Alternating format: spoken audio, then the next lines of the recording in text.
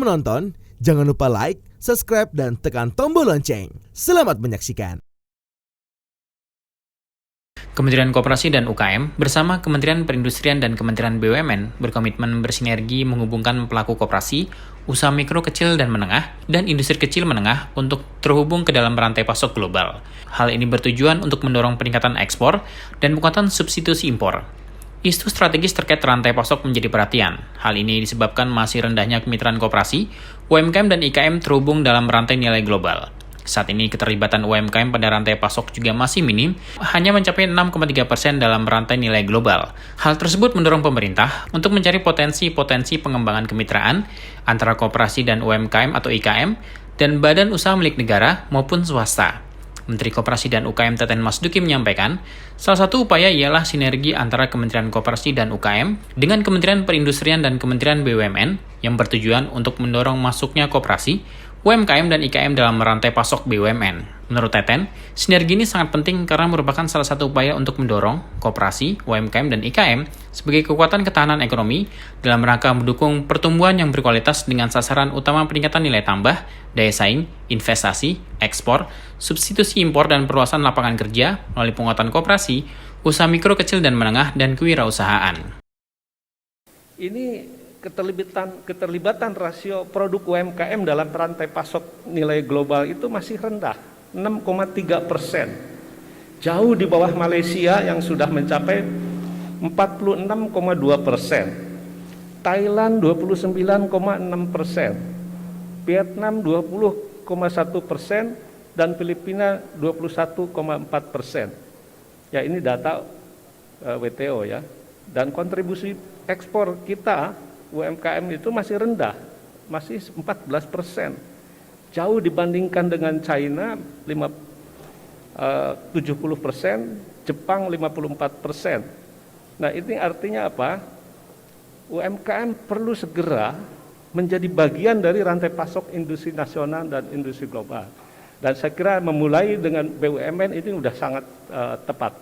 Dan di Undang-Undang Cipta Kerja, kemitraan UMKM dengan industri besar, ini juga sudah ekosistemnya sudah dibangun dengan baik, tinggal kita sekarang implementasikan.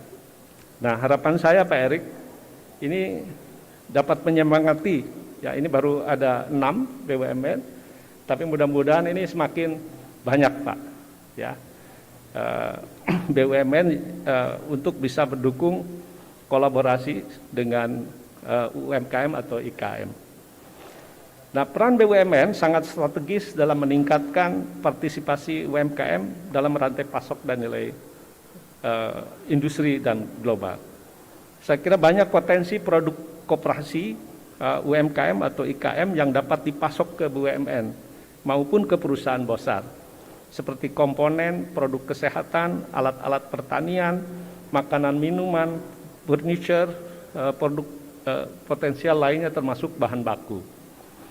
Nah, berdasarkan daftar, ya hari ini kita baru dengan 9 ya. Nanti kita harapkan, saya kira ini akan semakin meningkat. Saya kira ini langkah awal yang sangat baik, sekaligus menggarisbawahi krusialnya kolaborasi gotong royong antar kementerian dan lembaga. Saya kira ini perintah Presiden. Dan tentu hari ini ternyata harus kita lakukan lagi, yaitu apa? TKDN lokal. Jadi tadi akses pasarnya, sekarang TKDN lokalnya untuk di industrinya.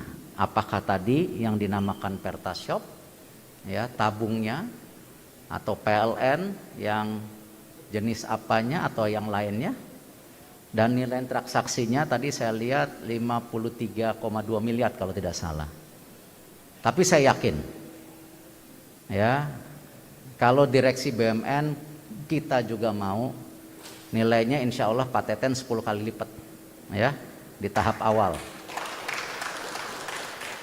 Tetapi tentu sebagai partner saya titipkan kepada Pak Teten dijaga standarisasi dan kurasinya. Seperti kita bersama-sama waktu itu bagaimana padi UMKM kita coba nanti kurasi terus kita perbaiki. supaya yang masuk di padi UMKM lama-kelamaan ya menang benar-benar UMKM dan produknya mayoritas benar-benar buatan Indonesia.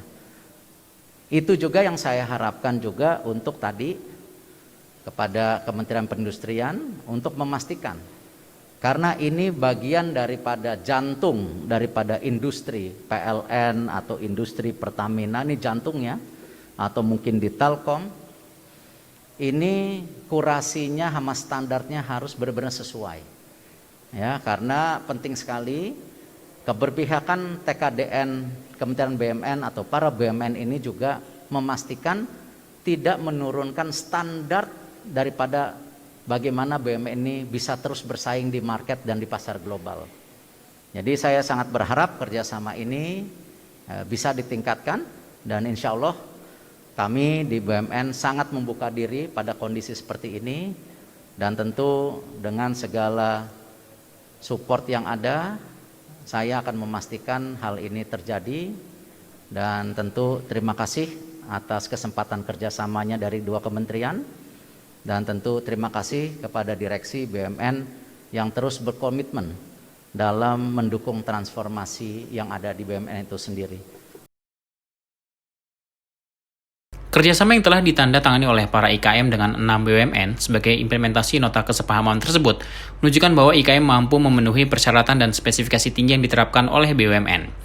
Menteri BUMN Erick Thohir mengatakan, Kementerian BUMN tidak berdiam diri dengan adanya krisis selama pandemi yang mengimbas 99% pelaku UMKM. Karena realitanya, UMKM adalah tulang punggung negara. Kemitraan ini tidak hanya berdampak positif untuk koperasi, UMKM, dan IKM serta perputaran ekonomi. Pasalnya, Kementerian BUMN harus memastikan agar kemitraan dengan UMKM ini tetap mendukung standar kualitas BUMN agar terus bisa bersaing di pasar global. Di samping itu, selain mendorong koperasi dan UMKM masuk dalam rantai pasok global, juga terdapat program strategis yang dikembangkan Kementerian Koperasi dan UKM, yaitu memperluas akses pasar, baik di dalam maupun luar negeri.